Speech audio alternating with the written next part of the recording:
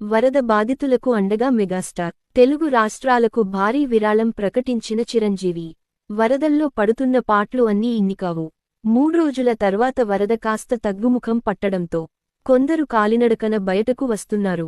NDRF, SDRF సాయంతో మరికొందరు బయటపడుతున్నారు. ముఖ్యంగా వృద్ధులు, చిన్నారులకు సరైన ఆహారం లేక ఎవరికి తోచిన విధంగా వారు వరద నుంచి బయటకొచ్చే ప్రయత్నం చేస్తున్నారు. విజయవాడ వరదల్లో కనిపిస్తున్న దృశ్యాలు కళ్ళు చెమర్చేలా చేస్తున్నాయి. అప్పుడే పుట్టిన నవజాత శిశువులు మొదలు చిన్నారులు, వృద్ధులు, దివ్యాంగులు వరదల్లో పడుతున్న పాట్లు అన్నీ ఇన్నికావు. 3 రోజుల తర్వాత వరద కాస్త తగ్గుముఖం పట్టడంతో కొందరు కాలినడకన బయటకు వస్తున్నారు. ఎన్డీఆర్ఎఫ్, ఎస్డీఆర్ఎఫ్ సాయంతో మరికొందరు బయటపడుతున్నారు. ముఖ్యంగా వృద్ధులు, చిన్నారులకు సరైన ఆహారం లేక ఎవరికి తోచిన విధంగా వారు వరద నుంచి బయటకొచ్చే ప్రయత్నం చేస్తున్నారు. డ్రమ్ములు, లారీ ట్యూబ్లు, ప్లాస్టిక్ బాక్స్లు ఇలా ఏది దొరికితే అది ఎలాగైనా వరద నుంచి బయటపడాలని ప్రజలు పెద్ద సాహసాలే చేస్తున్నారు. వరద ముంపు ప్రాంతాల్లో ఎన్డీఆర్ఎఫ్ రెస్క్యూ చేపడుతోంది.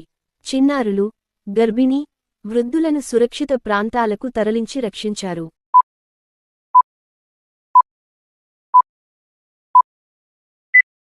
అమెరికాలో ఘోర ప్రమాదం. 2 హైదరాబాదీల సహా 4 భారతీయుల సజీవ దహనం.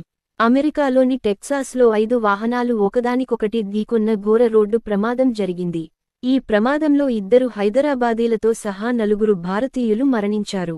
అందరూ ఒకే సువ్లో భారతీయ కార్పూలింగ్ యాప్ ద్వారా అర్కాన్సాస్లోని బెంటన్విల్లేకు ప్రయాణిస్తున్నారు. మృతులను హైదరాబాద్కు ఆర్యన్ రఘునాథ్ ఓరంపాటి, ఫరూక్ షేక్, లోకేష్ పాలచర్ల, తమిళనాడుకు చెందిన దర్శిని వాసుదేవన్లుగా గుర్తించారు. ఈ ఘటనకు సంబంధించిన వీడియో ప్రస్తుతం సోషల్ మీడియాలో వైరల్గా మారింది.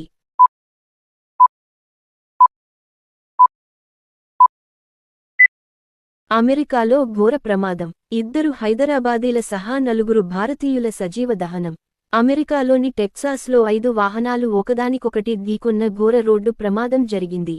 ఈ ప్రమాదంలో 2 హైదరాబాదీలతో సహా 4 భారతీయులు మరణించారు.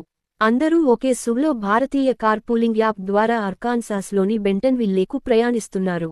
మృతులను హైదరాబాద్కు ఆర్యన్ రఘునాథ్ ఓరంపాటి, ఫరూక్ షేక్, లోకేష్ పాలచర్ల, తమిళనాడుకు చెందిన దర్శిని వాసుదేవన్లుగా గుర్తించారు. ఈ ఘటనకు సంబంధించిన వీడియో ప్రస్తుతం సోషల్ మీడియాలో వైరల్గా మారింది.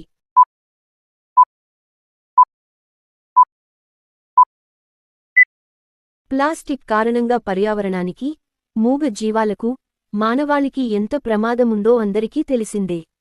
ప్లాస్టిక్ భూతం ఎంత ప్రమాదకరంగా మారుతుందో కర్నూలు జిల్లాలో వెలుగు చూసిన ఘటన కళ్లకు కట్టినట్టు స్పష్టమవుతోంది. ఒక గోవు కడుపులో నుంచి 70 కేజీలకు పైగా ప్లాస్టిక్ను తొలగించి గోవు ప్రాణాన్ని కాపాడారు పశు వైద్యులు. ఈ ఘటన కర్నూలు జిల్లా ఎమ్మిగనూరులో జరిగింది. జిల్లాలోని ఎమ్మిగనూరులో రోడ్డుపై పడి ఉన్న ఒక గోవును చూశాడు స్థానిక న్యాయవాది బోయ తిమ్మప్ప. భారీ కడుపుతో ఆయాసంతో నడవలేక అవస్థపడుతున్న గోవును చూసి చలించిపోయాడు. ఆవును చూసి తన దారి తాను పోలేక స్థానిక పశువైద్య అధికారులకు సమాచారం ఇచ్చారు. పరిశీలించిన పశువైద్యులు హుటాహుటీన అక్కడికి చేరుకుని గోవు పరిస్థితిని గమనించారు. వెంటనే ఆపరేషన్ చేయాలని నిర్ణయించారు. అక్కడికక్కడే ఆవుకు శస్త్రచికిత్స చేసి దాని కడుపులో నుంచి 70 కేజీల పైగా పేరుకుపోయిన ప్లాస్టిక్ను తొలగించారు. దీంతో చావు బతుకుల్లో ఉన్న గోవుకు పశువైద్యులు ప్రాణం పోశారు.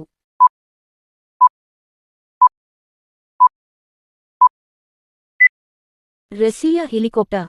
ఆ హెలికాప్టర్ కథ విషాదాంతం. 22 మంది చనిపోయినట్లే. రష్యా తూర్పు ప్రాంతంలో 22 మందితో ప్రయాణిస్తూ అదృశ్యమైన హెలికాప్టర్ కథ విషాదాంతమైంది. అది కూలిపోయినట్లు అధికారులు ప్రకటించారు. చివరిసారి సంకేతాలు వచ్చిన ప్రాంతానికి సమీపంలో 900 మీటర్ల ఎత్తైన ప్రదేశంలో హెలికాప్టర్ శకలాలను గుర్తించినట్లు వెల్లడించారు. అందరూ చనిపోయినట్లు భావిస్తున్నామని, ఇప్పటివరకు 17 మంది మృతదేహాలు వెలికితీసినట్లు తెలిపారు. మిగతా 5గురి కోసం గాలిస్తున్నట్టు చెప్పారు. ఎమి-8 శ్రేణికి చెందిన ఈ హెలికాప్టర్ 3 సిబ్బంది, 19 ప్రయాణికులతో కంచత్కా ద్వీపకల్పంలోని వజ్రజెట్స్ అగ్ని పర్వతం సమీపం నుంచి బయల్దేరింది.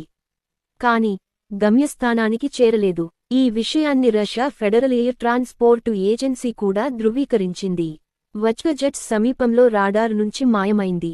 ఈ క్రమంలోనే గాలింపు చర్యల కోసం సహాయక సిబ్బంది రంగంలోకి దిగారు. తాజాగా కూలిపోయిన హెలికాప్టర్ శకలాలను గుర్తించారు. ప్రతికూల వాతావరణ పరిస్థితులే ప్రమాదానికి కారణమైనట్లు అంచనా వేస్తున్నారు. ఈ డబుల్ ఇంజిన్ హెలికాప్టర్ను 1960లో రూపొందించారు. దీన్ని రష్యాతో పాటు చుట్టుపక్కల దేశాల్లో అత్యధికంగా వినియోగిస్తుంటారు. ఈ ఏడాది ఆగస్టులో కూడా కంచత్కాలో ఇటువంటి హెలికాప్టరే 16 మంది ప్రయాణికుల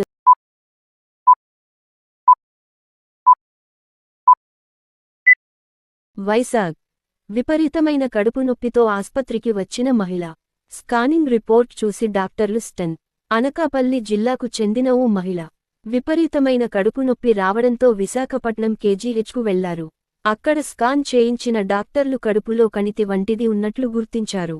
ఎంఆర్ఐ స్కాన్ చేయించి చూసి వైద్యులు నిర్ఘాంతపోయారు. విశాఖపట్నంలో షాకింగ్ ఘటన వెలుగుచూసింది. ఓ మహిళ భరించలేని కడుపు నొప్పితో కేజీహెచ్కు వచ్చింది. వెంటనే టెస్టులు చేసిన డాక్టర్లు రిపోర్టులు చూసి స్టన్ అయ్యారు. ఆమె కడుపులో ఎముకల గూడు ఉన్నట్లు నిర్ధారించి నిర్ఘాంతపోయారు.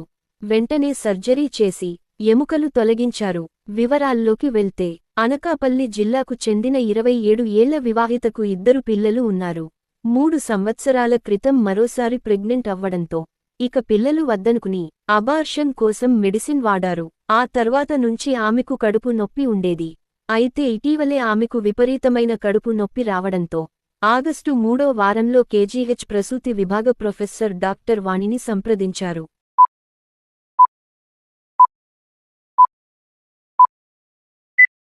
ఇంటిపై కూలిన విమానం.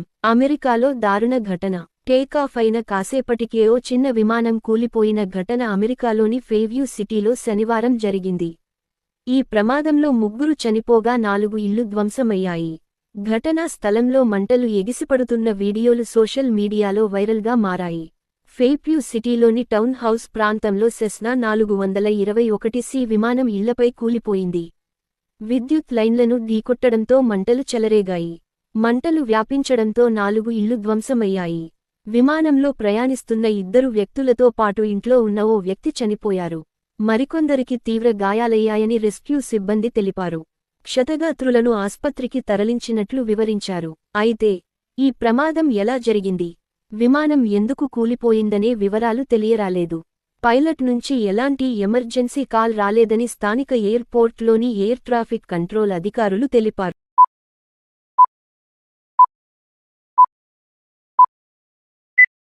తెలుగు రాష్ట్రాల్లో విష జ్వరాలు ప్రబలుతున్నాయి. ఆసుపత్రులు రోగులతో కిటకిటలాడుతున్నాయి. ఇప్పటికే పదుల సంఖ్యలో ప్రజల ప్రాణాలు వదలగా వేల సంఖ్యలో జ్వరాలతో పోరాడుతున్నారు. ఎక్కువగా వైరల్ జ్వరాలు పిల్లలను పట్టిపీడిస్తున్నాయి. ఇప్పటికే లేత వయసులోనే జ్వరాలతో పలువురు పిల్లలు మృతి చెందారు. తాజాగా అనంతపురం జిల్లా ఉరవకొండ మండలంలో మరో పసివాడు విషజ్వరం వల్ల ప్రాణాలు వదిలాడు. అది సరిగ్గా పుట్టిన రోజునాడు పిల్లవాడు మృతి చెందడంతో కన్నవారు గుండెల విసేలా రోదించారు. వివరాల్లోకెళ్తే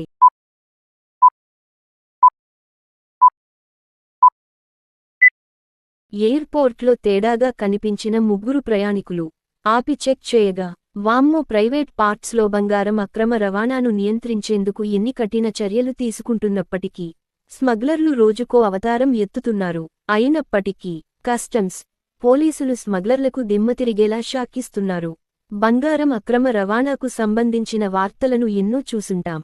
అయినా స్మగ్లర్లు బంగారం అక్రమ రవాణా కోసం పలు రకాలుగా ప్రయత్నిస్తూ అడ్డంగా దొరికిపోయిన సందర్భాలున్నాయి. తాజాగా స్మగ్లర్లు ప్రైవేట్ పార్ట్స్లో బంగారం ఉంచి అక్రమంగా రవాణా చేస్తూ దొరికిపోయారు.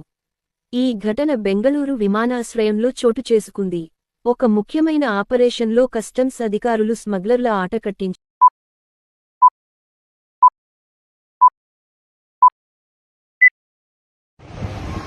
अस्सलाम वालेकुम। मेरा नाम अशरफ अली सैयद हुसैन है। मैं 40 गांव का रहने वाला हूँ। हाजी हूँ। अल्हम्दुलिल्लाह मैं हयात हूँ। आप लोग जो अपनी कौम वाले जो मेरे लिए फिक्र कर रहे हैं, मैं आपका बहुत बहुत शुक्रिया अदा करता हूँ। और आप मेरे लिए आपने जो किया है, मैं हयात हूँ। आप कोई ऐसा गलत कदम ना उठाए, मैं आपसे इतनी इल्तिजा करता हूँ। और आपसे मैं अल्लाह से दुआ करता हूँ कि आप मैं हयात हूँ। अल्लाह ने मेरे को सब सही सलामत रखा है ठीक है